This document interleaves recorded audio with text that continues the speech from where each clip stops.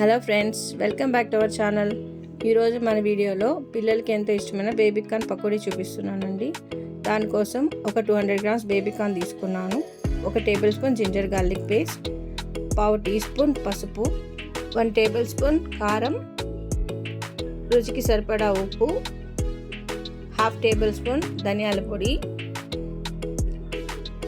కొంచెం కరివేపాకు, ఇంకా స్ప్రింగ్ ఆనియన్స్ అదే అండి ఉల్లికాడలు, అవి కూడా కొంచెం వేసుకొని మొత్తం ఒకసారి మిక్స్ చేసుకుందామండి.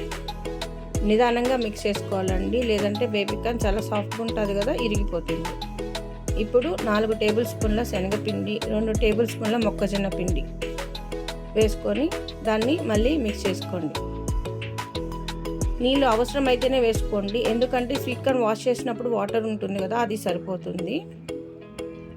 ఇప్పుడు డీప్ ఫ్రైకి సరిపడా నూనె వేసుకొని నూనె కాగిన తర్వాత ఒక్కొక్క బేబీ కార్న్ పీస్ని అలా తీసుకొని ఒక్కొక్కటి విడివిడిగా వేసుకున్నామంటే విడివిడిగా వస్తుంది పకోడీలు, ముద్దలుగా రాకుండా. మధ్య మధ్యలో స్టిర్ చేసుకుంటూ వేయించుకోండి, అప్పుడు అన్నీ ఈవెన్గా ఫ్రై అవుతాయి. చూడండి, అవి వేగాన్ని తీయడం కోసం నూనెలోంచి బుడగలు వస్తాయి కదండి, అవి రాకుండా ఆగిపోతాయి, అప్పుడు కంప్లీట్గా ఫ్రై అయినట్టు. ఇప్పుడు దాన్ని తీసుకొని ఒక బౌల్లోకి తీసుకోవాలండి. పిల్లలు ఇంటికి రాగానే ఈవినింగ్ స్నాక్ లాగా ఇది ఇచ్చామంటే లొట్టలు వేసుకుంటూ తింటారండి, అంత ఇష్టం పిల్లలకి బేబీ కార్న్ అంటే.